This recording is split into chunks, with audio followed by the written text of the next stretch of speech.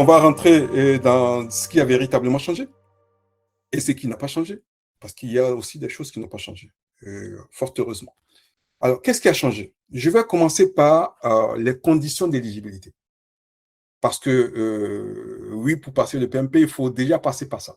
Les conditions d'éligibilité. Bon nombre d'entre vous sont déjà engagés dans le PMP, donc vous avez sans doute déjà validé votre éligibilité. Mais attention, cette éligibilité n'est valable que pour 1 an.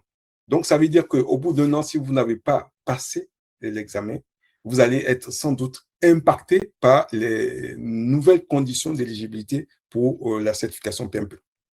Alors, il n'y a pas, tout n'a pas été remis en cause. Hein. Autrefois, jusqu'avant l'avènement de l'introduction de ce nouvel examen, au fait, il y avait 2 conditions essentielles. Soit vous avez le niveau secondaire, donc le niveau bac ou équivalent, et on exigeait de vous 5 années d'expérience en gestion de projet, hein, donc 60 mois sans chevauchement, hein, donc c'est-à-dire que vous avez mené des projets qui ne se sont pas superposés pendant 60 mois, et à cela, on vous demandait de rajouter 35 heures hein, de formation, ce qu'on appelle des formations préalables. Voilà. Soit vous ajoutiez ces 35 heures, soit on autorisait les personnes qui avaient la certification CAPM. Ça remplaçait le CAPM, le titulaire du CAPM était dispensé avant des 35 heures.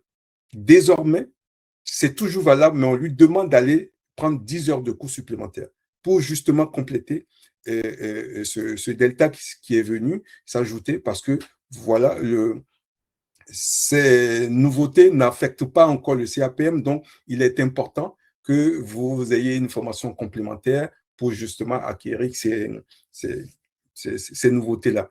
Voilà pourquoi le PMI a rajouté 10 heures hein, sur la certification CAPM pour remplacer les 35 heures.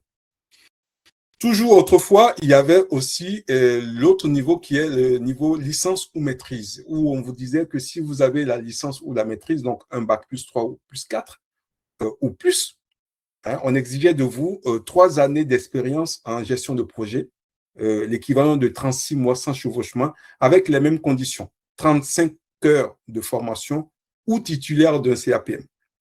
Désormais, vous l'avez compris, si vous êtes titulaire du CAPM ou quelqu'un qui est titulaire du CAPM, il lui faudra rajouter une formation de 10 heures auprès, je précise, auprès d'un cabinet agréé ATP pour justement remplacer les 35 heures. Maintenant, la nouveauté, c'est que le PMI a ouvert un peu la possibilité à d'autres qui se trouvent entre les deux. C'est-à-dire, parfois, il y a des gens qui ont le bac plus que ça, qui ont bac plus 1, bac plus 2, qui ne peuvent pas candidater comme la personne qui a juste le bac, qui ne peut pas candidater non plus comme la personne qui a un master ou une licence. Donc, le PMI a désormais mis une étape intermédiaire qu'ils appellent le diplôme professionnel. Donc, c'est un peu l'équivalent de BTS. Hein. Donc, vous avez un bac plus 2. Là, on va vous demander de justifier de 4 années, hein, c'est-à-dire l'équivalent de 48 mois d'expérience en gestion de projet avec les mêmes conditions de formation en gestion de projet, à savoir 35 heures ou CAPM ajouté, auquel on ajoute 10 heures. Et puis, une des nouveautés aussi, c'est un programme qu'on appelle le PMI GAC, hein, GAC pour dire Global Accreditation Center. Donc, c'est l'organisme d'accréditation académique du PMI qui accrédite au fait des programmes universitaires. Donc, il y a des universités ou d'autres écoles, des écoles hein, qui dispensent des licences, des masters, ou voire même des doctorats en management de projet.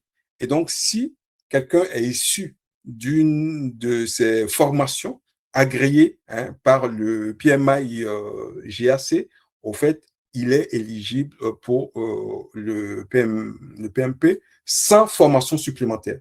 Parce que là, justement, pour que ces formations soient accréditées, au fait, le PMI a injecté déjà son support de coût dans ces formations spécialisées. Donc, vous êtes dispensé intégralement des 35 heures. Et puis, par contre, on exigera de vous 2 années d'expérience en gestion de projet.